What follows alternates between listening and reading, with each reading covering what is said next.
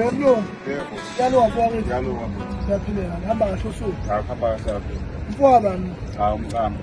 Mfowabo sibona. Yasibona. Igama. Umuntu Kupe kapi. semadulu. Kunjalo la maphasi liyasebenza. Ngabona ko.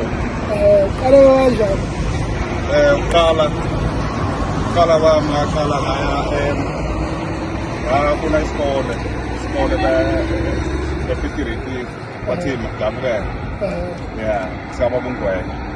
Ngafunda lapho unyaka lo myambo lo nomsebenzi. Yeah. Unyaka lophelile bekufunga khona eklasini le-Agasti September.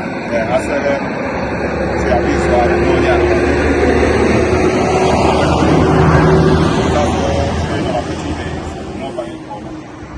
Lapho madawela injani impatho? Hayi impatho kuphathe kahle kakhulu. Kuphathe kahle kakhulu emathwadini. Lapho ungathini komunye umuntu ono-code 14 osafuna ukungena lapho khona. Uyafuna ukuyibona uwe noma ezedluleni. Hayi ngakusho nje umuntu osekhaya ono-code 14 kuyadinga ukuthi impela asifune lesikole asithole abuze ngoba siyasiza impela. Thoba indawo yakhona sikuphi? Sepitiriti ndaweni bathi Madabukela. Madabukela. Yeah, isikole. Igama lesikole. Umfana wangwenya noma ubhuti wangwenya. Ubhuti baba ungwenya. Mina ngizothi mhlawumbe umfana ngoba ngiyamazi. Yeah.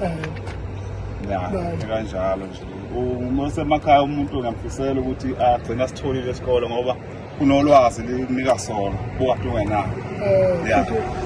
Ukupho okufisayo nje ongifisa komunye. Ngoba saqhubeka nje ngawo umsebenzi noma ngisho ngayo intabula le. Okufisayo ukuba ukuthi ngoba ngingene ngobaba Madabukela. Ngiyafisa nami ukuthi kusasa ngibe Madabukela. Ngenze intetho komunye umuntu ngithuthukise.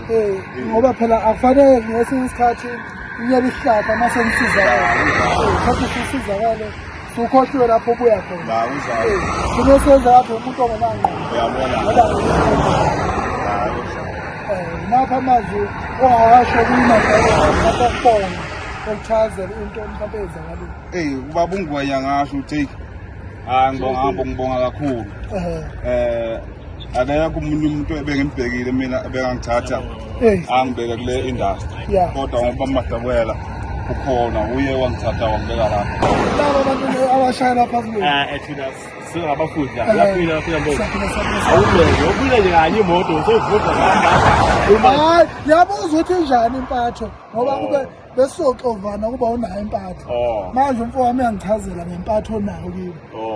Nokubonga angicabani. Achachame ngimbuze.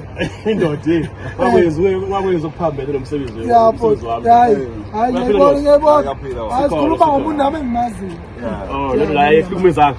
Hayi lo cha ihlukumezana.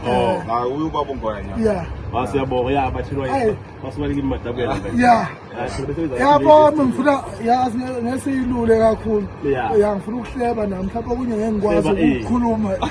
Kathi uzokomphatho wakhe. Wendoda. Awutshele mina. Ungathini nje wena akakungiyekeke mina ngishayela ngokuthi Madabukela. Ungathini kule nkampani nje la ku-management yakho? Uyini into ongayisho ngayo? Bonga nje. Ngasho ngibonga kakhulu management after 2 days. Yeah. Hayi phela yini ngipithuba. Yeah. Baba yasifaka futhi emsebenzini nje asincenge umsebenzi ofundayo enkani. Unenkani umsebenzi wakufana enkani. Sowazi. Wena lokho la uhamba nayo incident. Lokho kuphilile le. Awunalutho. Akaphelile. Uthi uthi esikoleni wona ethi awenzi lutho phela. Siyabonga ngifike ngibonge ngokubonga ukuthi bambe lamashintshi. Kakhulu ngoba umnyaka lemoto ayithanda kakhulu.